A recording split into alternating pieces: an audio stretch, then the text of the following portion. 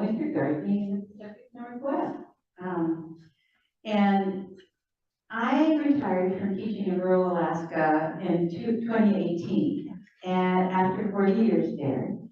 And we were right next to the Bering Sea. So imagine my surprise, second year of my gardening, that I noticed that the kale and the chard and the Brussels sprouts would grow through the fall, and there they would be with snow all around and still growing. I'm telling you that was joyous for me to realize that this climate allows for year-round gardening. The Pacific Northwest is blessed with a mild climate that allows gardeners to harvest year-round. Cool season crops are impressively high in phytonutrients, which are good for your health in every way possible. Nonetheless, a winter garden, as you've heard several times today, is not an afterthought, like it was for me at that moment, but rather needs planning and preparation.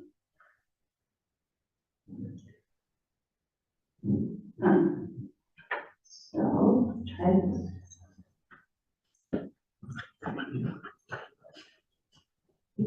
This one? Okay.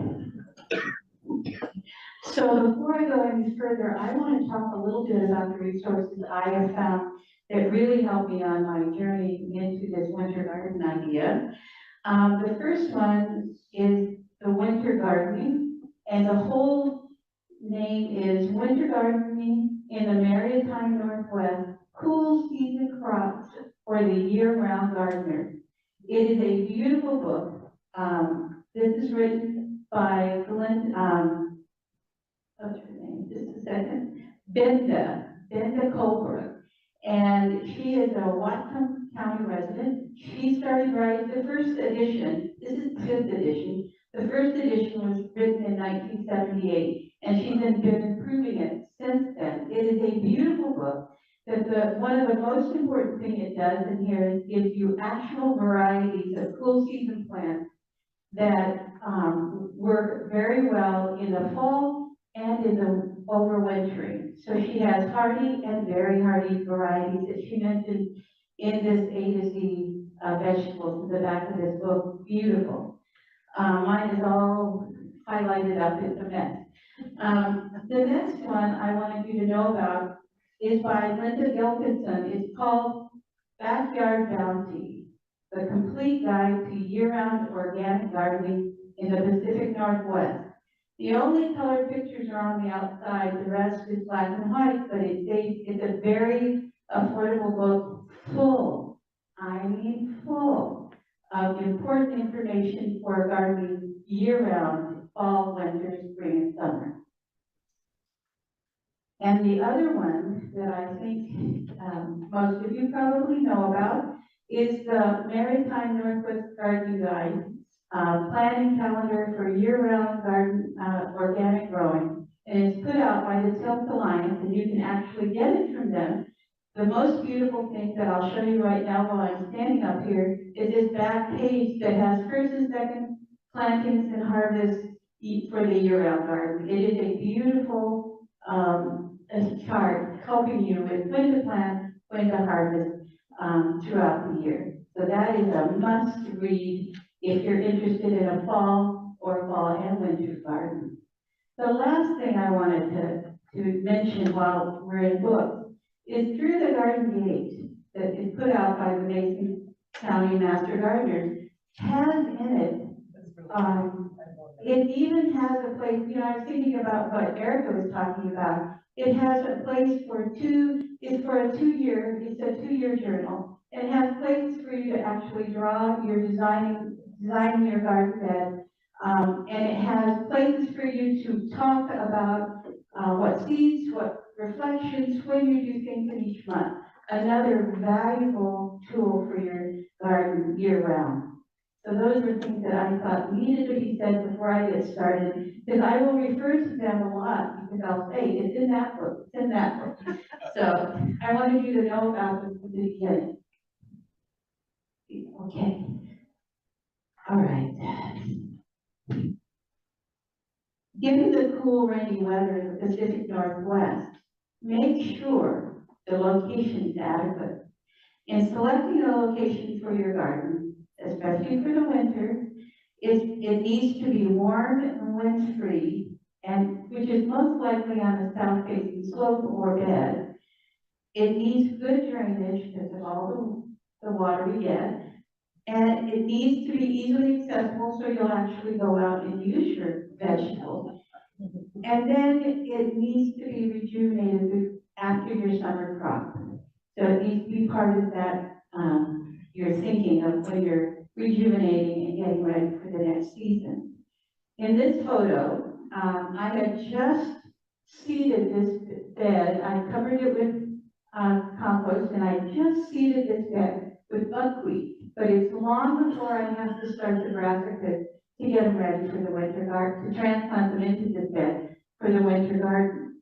So you have to plan ahead in the summertime to get ready for the winter gardens, but it is it's easy and it makes sense. All of it makes sense. And the one thing that you have to keep in mind, I'm going to say this over and over and over again, is that you need to be thinking, and we're going to talk about how this is planned, but your goal is to have your winter crops ready 2 weeks before the first fall frost, which for us is October 6th. So here, this you see a Tuscany kale in the middle of the winter. When you're choosing vegetables for your fall and winter garden, make sure they're suited to the shorter days, which means less sunshine, and cooler temperatures.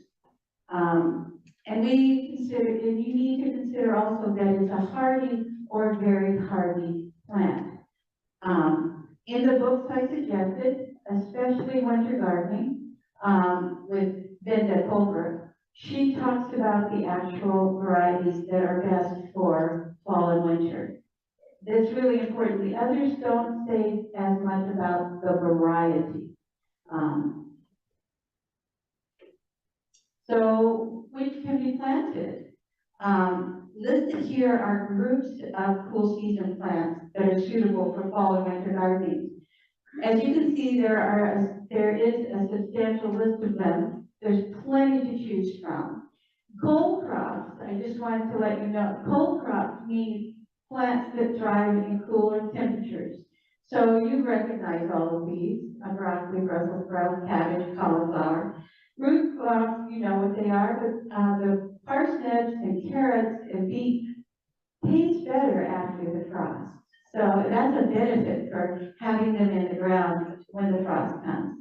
The greens such as mustards and kales and chards, they do well throughout the winter. They overwinter beautifully. And legumes are mostly like fava beans and peas. Peas make a nice fall, a second fall crop. You plant them early in the spring and in the fall and they'll come up again. And you'll have a second go at them. The most important decision in which variety you choose for the fall and winter garden.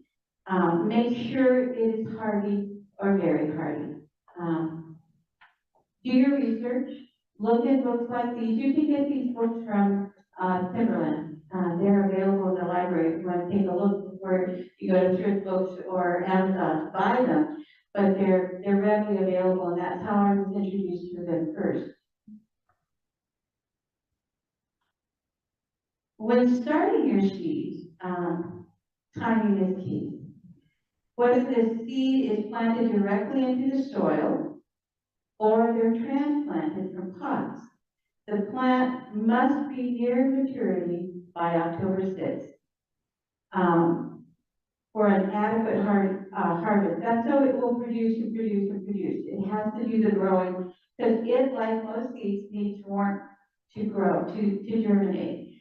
So over the next few slides, we'll look at ways that you can plan when to start your seed, directly or by transplant.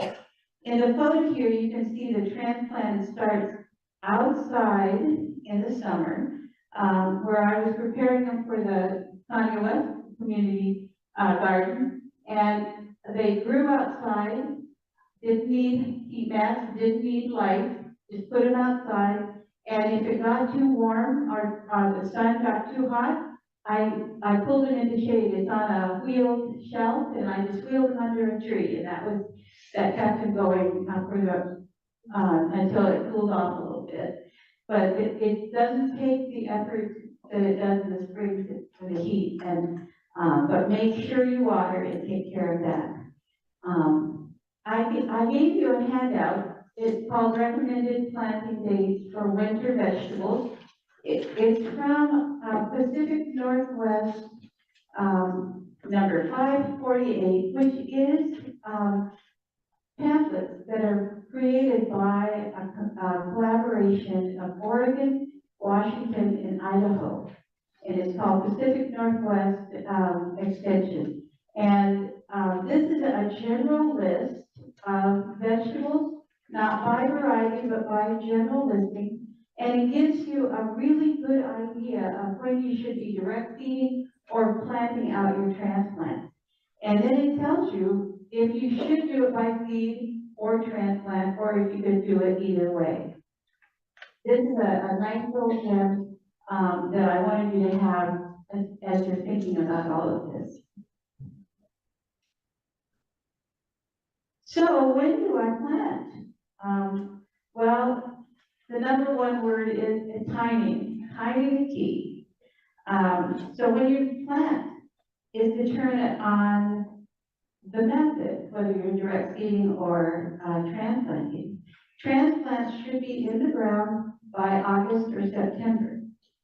That gives them enough time before October to fully mature, or to at least get near maturity. You need them very close to maturity so that they will produce and produce for you. You're in your bed, and we're going to talk now about how to think about planting your seeds in the garden by counting from October 6th back. So let's start looking at how that happens. And first thing you need to know is what your first and last frost, when they are. And you can find the closest weather station we have in Shelton, in this area, is at the Sanderson Field, which is right over here. They have a weather station. And if you go on to almanac.com, which is the Old Farmer's Almanac website, they have frost dates. And they have Shelton, Washington. And the altitude here is 272 feet. Our last spring frost date is May 3rd, as you heard from Emily. And the first fall date is October 6th.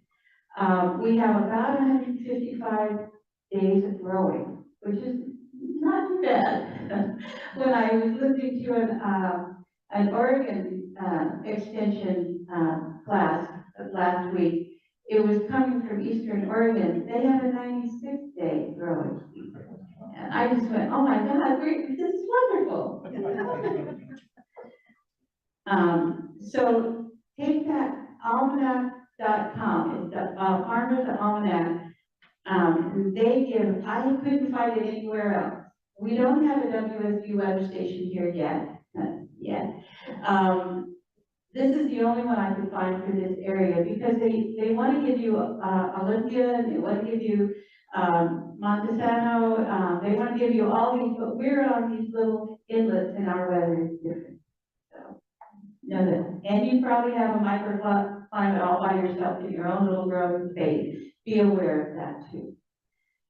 So the second thing you need to know, besides the first fall frost, is you need to know the fastest growing variety of the vegetable you want to plant. And like you heard from Erica and you heard from Emily, these seed packets are so important.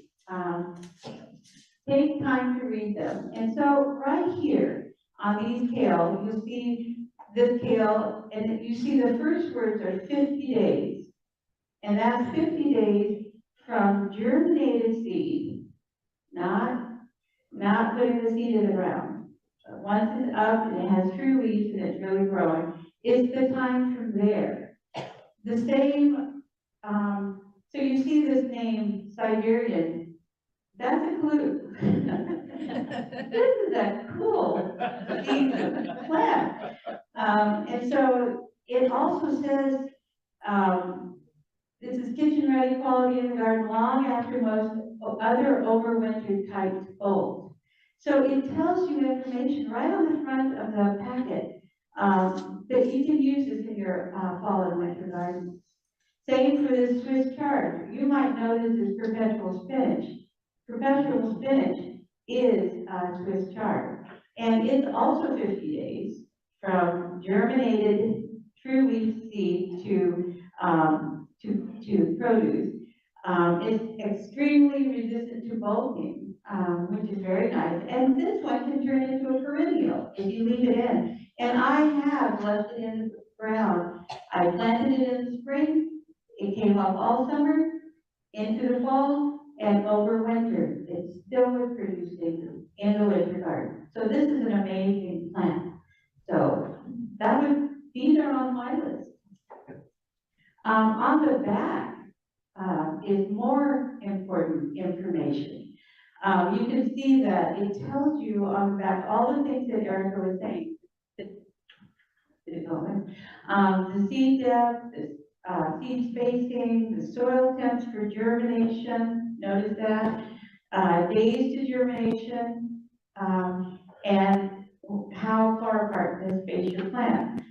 Another important thing is right in there, it says sowing indoors. Start seeds 4 to 6 weeks before your last frost date.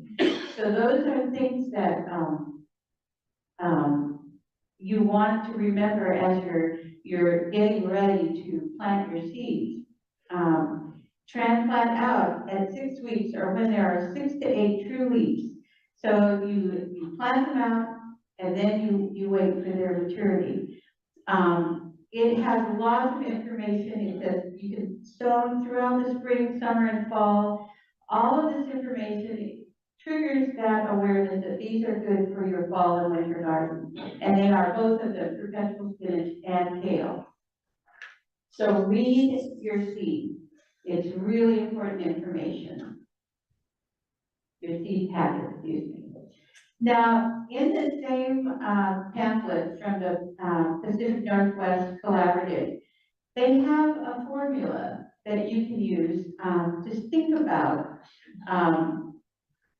growing these plants. And so here's how it goes. You need to know the number of days from seed or transplant outdoors to harvest. And we know that's 50 for this kale and for this perpetual chard.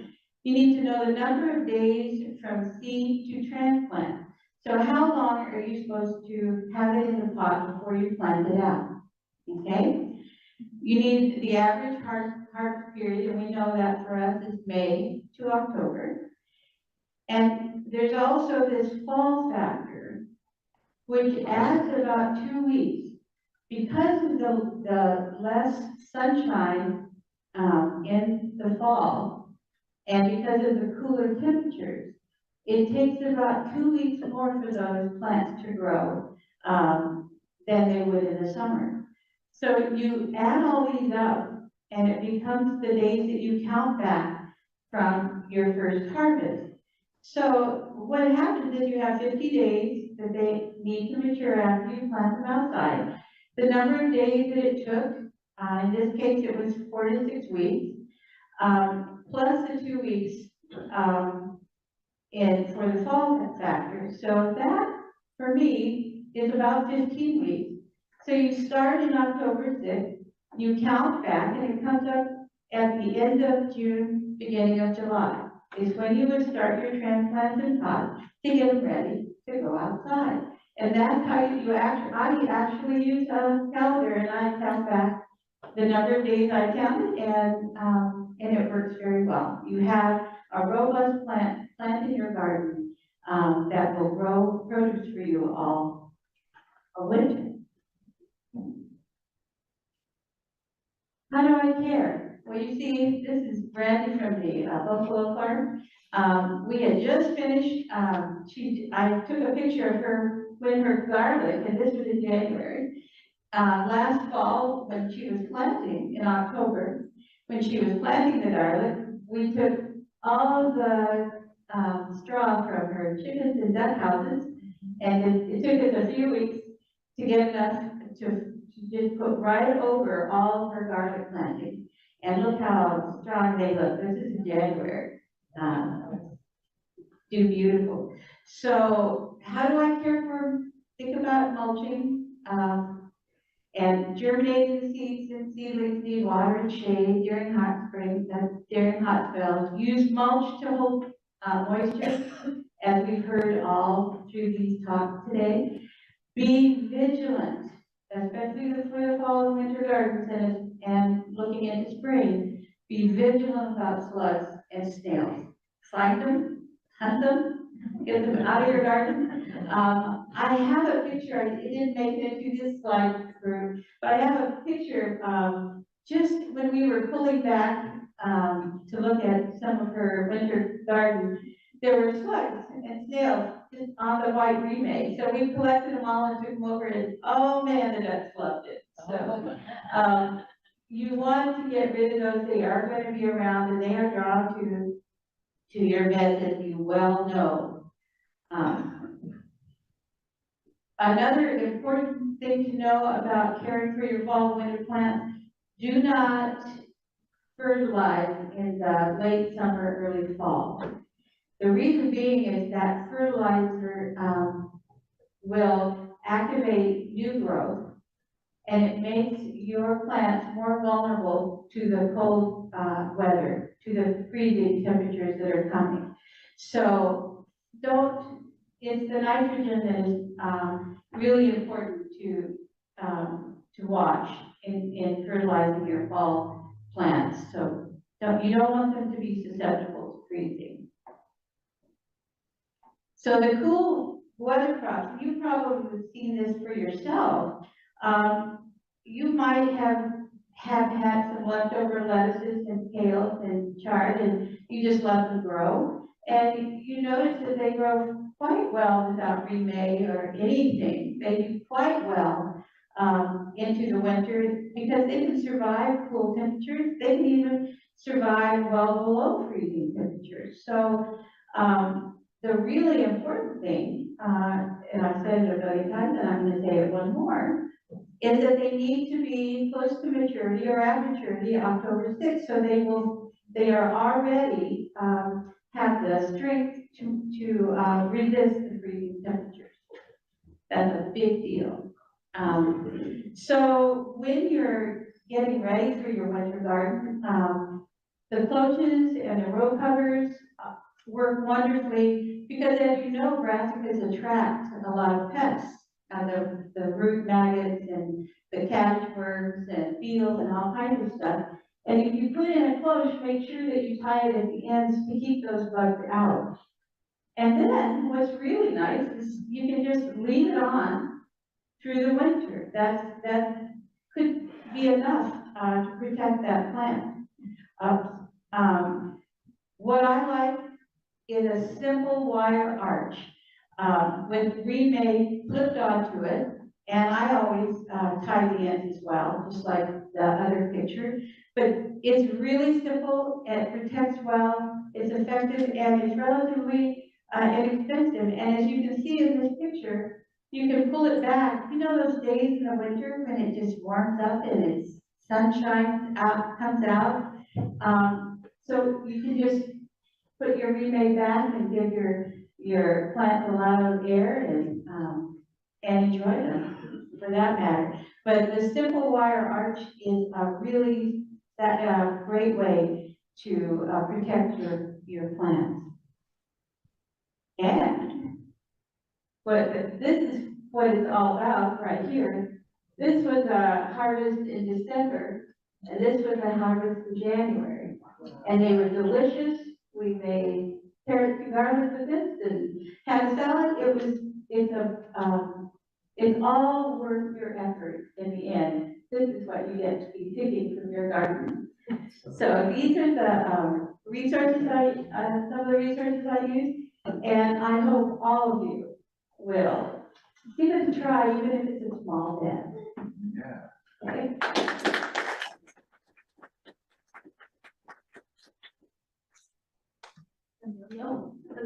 Couple questions, Amelia. Oh, You can't do succession planting then for a winter garden if they all have to be mature or fairly mature by October 6th. it's not the place to do that. Okay. All summer, and then leave your last one in, make your last carrot, your last beet, your last kale, your last lettuce for your winter garden, and you're all ready. If you do it, you know, it's usually June, July that you're putting in seed. You want to have your transplants in by August or September. So make your last succession, getting ready for your garden. So it plays in there. Yeah. I planted chard in the summer. It was wonderful. I actually didn't pull it, and it wintered over. And in the springtime, it was lush. However, it became like a tree trunk. So do I like cut it down in the springtime and start over, or do I actually prune that? What was your plan? Kale? With chard. Chard. I just keep letting them, because they're just getting wider and wider. It's like she was telling you, the center is where it comes from. Right. And then I just let them go, and when I'm ready to refurbish, and I wanted to take one moment to tell you this. I would probably turn them over and start fresh again. Yeah, in the summer, but you have them through April. Yeah. And I wanted to say one thing about cover crops. I didn't have that as an assignment, but I do know a fair amount about cover crops. And what you can do where you don't grow, like you do need to get your cover crop in by the end of September. That I have gotten them in later, and they grow and they do what they're supposed to do. But what they do that's so wonderful for your beds that you're not going to use until the next spring is that they keep compaction low. Our rain is enough to compact our soil, believe it or not, and it keeps your soil aerated and helps keep the oxygen and water in that you've been listening to. You need to keep that aerated, and that's what cover crops will do for you. Plus, when you mix them, the cereals with the crimson clovers and the legumes and the vetches and peas, field peas, when you have a three-way mix, I use a three-way mix. I use cereal rye, vetch, any kind of vetch, hairy red vetch is supposed to be the best, and Austrian field peas. I mix them together and sow them in the late fall or in the fall, and they have different attributes. So they are keeping your garden, the structure, keeping the structure of the soil. They're allowing air in there. They're getting nutrients in there, and they're protecting your garden from the weather throughout the winter. I use it in my garden.